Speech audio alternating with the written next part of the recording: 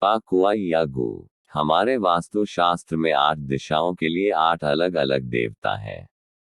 वे उन पहलुओं के स्वामी हैं। आई जिंग नाम की एक चीनी पौराणिक किताब है। किताब अष्टकोणीय है, इसे 8 दिशाओं को ध्यान में रखकर अष्टकोणीय बनाया गया है। यी जिंग शब्द का अर्थ है बदलाव की किताब। पुस्तक चीनी सम्राट फूसी के शासनकाल के दौरान चीनी महान कन्फ्यूशियस के विभिन्न निर्णयों के आधार पर लिखी गई थी। पुस्तक में विभिन्न ग्रहों के घूमने के कारण ब्रह्मांड में होने वाले परिवर्तनों और मानव जीवन पर इसके प्रभाव का वर्णन किया गया है। आई जिंग के अलावा एक और प्राचीन महत्वपूर्ण पुस्तक का उल्लेख करना है। किताब का नाम तुंगसूप है। यह चीनी पंचांग या पंचांग है।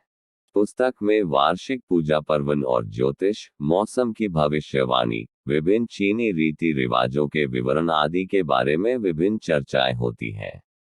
इस पुस्तक की सहायता से चीन में विभिन्न गतिविधियों के लिए शुभ दिन और शुभ मुहूर्त निर्धारित किए जाते हैं। तुंग सू की मदद से विशेष दिन जैसे शादी का दिन, गृह प्रवेश का दिन, पूजा का दिन आदि भी तय किए जाते हैं। यानी तुंग सू हमारे देश के पंचांग और पंजिका की तरह है। यी जिंग अष्टकोण 8 त्रिकोणीय वर्गों में विभाजित है। प्रत्येक त्रिभुज का मानव जीवन के किसी न किसी पहलू से संबंध माना जाता है। मानव महत्वाकांक्षाएं या व्यक्ति जो कुछ भी जीवन में चाहता है, जैसे उम्र, धन, परिवार, ज्ञान, व्यवसाय, वैवाहिक सुख, बच्चे, मानव संगति, सभी 8 घरों में से किसी एक में रखे जाते हैं। इसमें 5 बुनियादी सिद्धांत भी रखे गए हैं और अलग अलग रंग हैं। यी जिंग के अनुसार लोगों की चाहतों और जरूरतों के साथ बुनियादी सिद्धांत और रंग के बीच घनिष्ठ संबंध है। ऊपर दी गई तस्वीर को देखकर आप मामले को आसानी से समझ सकते हैं। कल्पना कीजिए, कोई सुखी वैवाहिक जीवन की तलाश में है। फिर उसका शयन कक्ष दक्षिण पश्चिम कोने में होना चाहिए। लाल, सफेद और गुलाबी रंग की वस्तुएं वहीं रखनी चाहिए।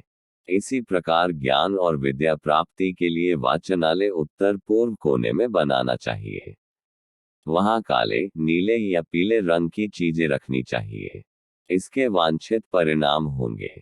जैसा कि आप उपरोक्त संक्षिप्त चर्चा से समझ सकते हैं, फेंग शुई में सबसे महत्वपूर्ण बात यह है कि अंतरिक्ष के कोनों को सही ढंग से पहचानना और उनका उपयोग करना है। हम पाकुआ का उपयोग शुभ पहलुओं को खोजने के लिए करते हैं। इसमें सबसे महत्वपूर्ण भूमिका द्वार की होती है। दरवाजा ची का चेहरा है। दरवाजे की स्थिति को देखकर कोनों की स्थिति तय करनी होती है। इन कोनों का चीनी नाम खुआ या गुआ है। उत्तर, दक्षिण, पूर्व, पश्चिम, इस गणना में इन 4 मुख्य दिशाओं को ध्यान में नहीं रखा गया है। जैसा कि पहले उल्लेख किया गया है, पाकुआ को निर्धारित करने में घर के मुख्य द्वार की भूमिका सबसे महत्वपूर्ण है। घर के सामने के दरवाजे का इस्तेमाल ज्यादा हो या न हो, इसके लिए हमेशा जरूरी कोनों की तलाश करनी पड़ती है। यदि पाकुआ को घर या घर की योजना के ऊपर रखा जाता है, तो मुख्य द्वार ज्ञान या करियर या परोपकारी मित्रों में से किसी एक को प्रकट करेगा। अगर सामने का दरवाजा बीच में है, तो आपका कार्यस्थल का कोना उज्जवल होगा। यदि यह डिजाइन के बाईं ओर है, तो यह ज्ञान कोण को समृद्ध करेगा। और अगर यह दाहिनी ओर है, तो आपके सहायक मित्र का भाग्य उज्जवल होगा। इस विधि को 3 द्वार पाकुआ कहा जाता है। इसे और सरलता से समझाया जा सकता है। यदि आप अपने फ्लैट के बीच में मुख्य दरवाजे की ओर पीठ करके खड़े हैं, तो आपका मोर्चा लकी कोना होगा, पीछे काम का कोना होगा। आपकी बाईं ओर परिवार और बुजुर्ग कोना होगा और दाईं ओर सृजन और बच्चों का कोना होगा। भाग्य के बाईं ओर धन का कोना होगा और दाईं ओर विवाह और रिश्ते का कोना होगा।